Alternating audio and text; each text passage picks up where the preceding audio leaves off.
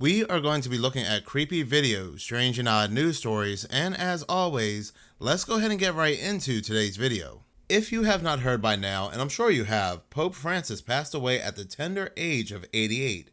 Now, I'm not going to go the whole quote-unquote conspiratorial route.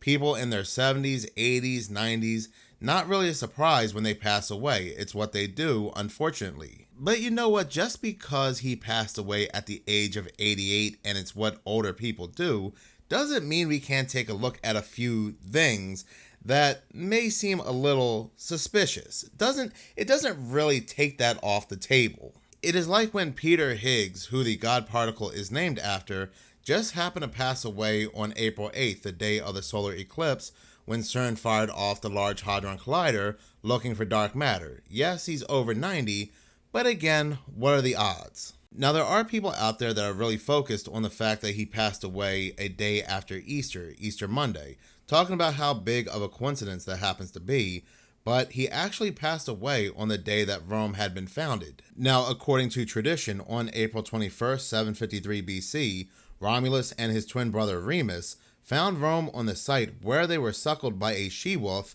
as orphan infants. And if you really want to get technical, mythology states they founded Rome the year 753. Pope Francis just happened to pass away 7:35 in the morning.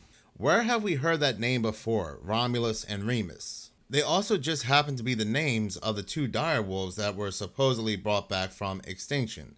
Now, I'm not going to go through the whole thing again. I did another video on them before. Yes, they are gray wolves with their DNA or genes manipulated, but again, that's their names, Romulus and Remus. And it was announced right before Pope Francis passed away, 5 days before, Elon Musk named his most recent child Romulus. So what is up with the name of Romulus and Remus heavily focused in the news lately? And now we have Pope Francis passing away on the day in Roman mythology that Romulus and Remus had founded Rome. Which is rather interesting because we also see this name pop up in Hollywood too in the most recent Alien movie that had to do with forced pregnancy. The movie is called Alien Romulus. So was it some sort of sacrifice or a ritual that the Pope would pass away again on the day of Romulus and Remus? I mean, who really knows? The man is 88. Stop being silly. But there was a very bizarre tweet that was posted on February 28th, 2025.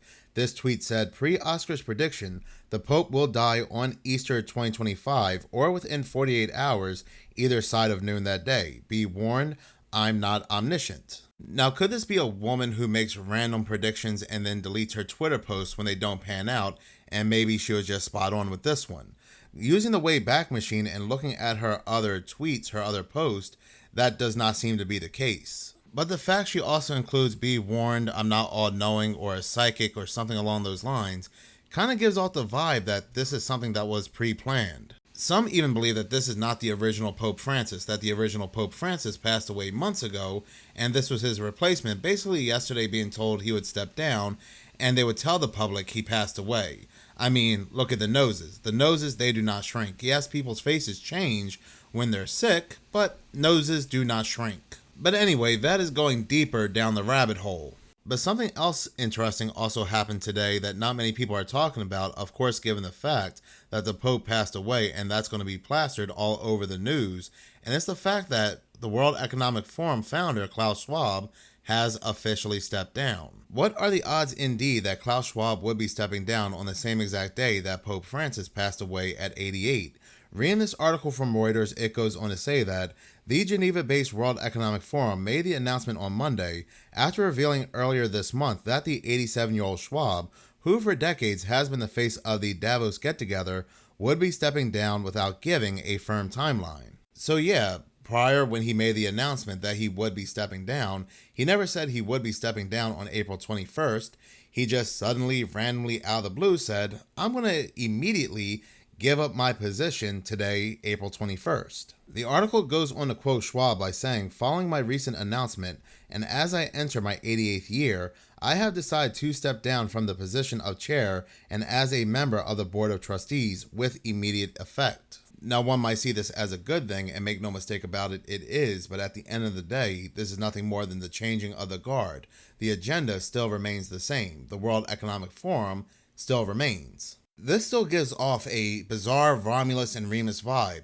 We have two news stories involving two older men coming to an endpoint. Of course, Pope Francis passing away at 88, and Klaus Schwab saying he's stepping down in his 88th year. This is just so strange, and yes, I get it. They're old, they're elderly, but just because somebody or somebodies are old and elderly does not take away the fact that there are strange coincidences at play here that really give off ritualistic vibes. This all again taking place on the day of Romulus and Remus. And with them coming to this endpoint, there's that dual discussion of who's going to take over from them, who's going to take over the World Economic Forum, and who is going to take over the Catholic Church. I just feel like there is something strange surrounding all of this. There is just something very bizarre that's going on. I even made a video yesterday on my other channel, Minutes of Horror, and I included a segment about a very strange story how a rabbit was sucked up in a United plane, its engine, and it caused the engine to burst into flames. This story is very interesting given the coincidence that this happened only a couple days before Easter, and we do know that Easter is associated with things like rabbits and eggs. And I even said in that video, I felt like this story comes off as a part of a ritual that something's going to happen either on Easter or maybe even after Easter. Right? Like, really think about it. When have you ever heard a news story where a rabbit gets sucked up in a plane's engine and causes so much damage to the point that the engine burst into flames and the plane had to do an emergency landing? And we're hearing news stories about planes left and right, and not once have I ever heard a story about a rabbit. And yet, only a couple days before Easter, this happens. And this happens at the Denver airport nonetheless, a airport that is surrounded and filled with conspiracies. Then on the discussion of rabbits and eggs and the goddess of fertility and rituals, a few days ago or a week ago, we had another news story where supposedly 6 women went to space in what looked like a penis-shaped rocket, and they come out of an egg. Pretty much everybody was also in agreement that they wore the Baphomet as an emblem, and the Baphomet is associated with the man and the woman, duality, unity, and fertility. So for whatever reason, this April, they are really going overboard with the rituals and the symbolisms.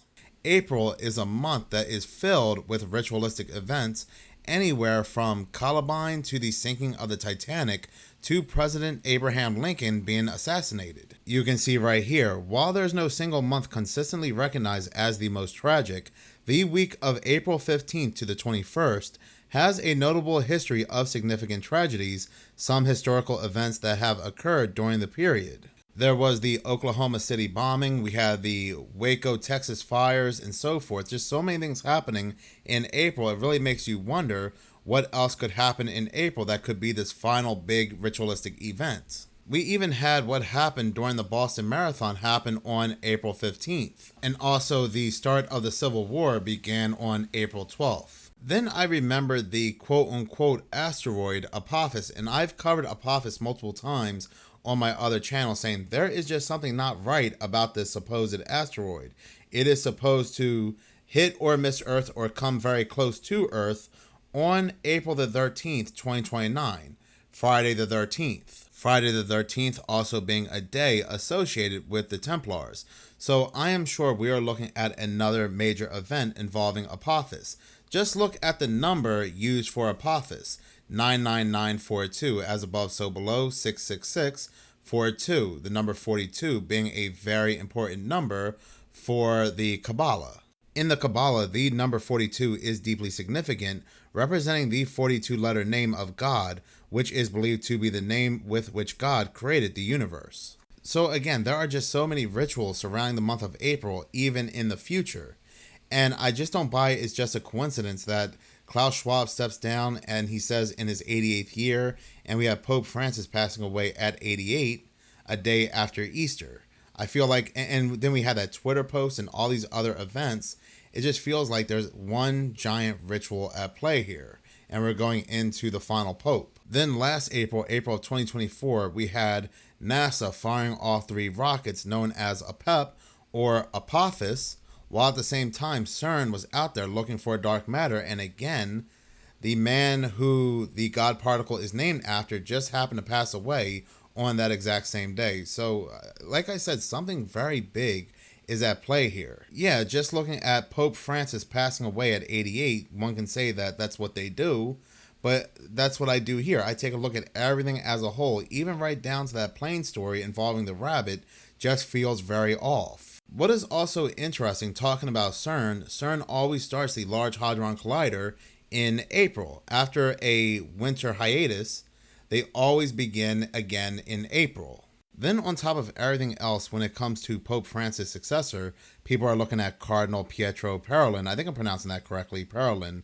and he is considered a top contender to be the next pope. The name Pietro means Peter in Italian, and so with the next pope looking like to be Pope Peter, people are talking about the prophecy of the last pope. Now, many people believe that Pope Francis was the last pope, but as I'm going to show in this video, and this video is by Dabu77, that is incorrect. There is one slot left right next to Pope Francis, and this next slot is for Peter the Roman. This is Dabu7 talking about the prophecy of the popes. Right now, we have Pope Francis in the hospital. Things are not looking good. He may not make it out. Even if he does, he can end up staying in the Vatican in a capacitated state, similar to what Benedict did, and we would have a new pope take control. Now, many people in confusion have labeled Francis the final pope, but that's not the case. If we actually go and look at the walls inside the basilica, you can see that next to Francis, there's one spot left. And that's pretty significant. It's pretty clear that the next one is the last one. Now, the confusion comes from the way that this whole thing was deciphered, so to speak. Because in the Lignum Vitae, there's a piece that is often put into the Peter the Roman part, but they're saying that no, it's a completely different sentence in itself, and that it shows that there will be an additional pope between the Olive and Peter the Roman, Benedict and Peter. So what this is pointing to is that this last slot, no matter what, goes to Peter the Roman, who will pasture his sheep through many tribulations.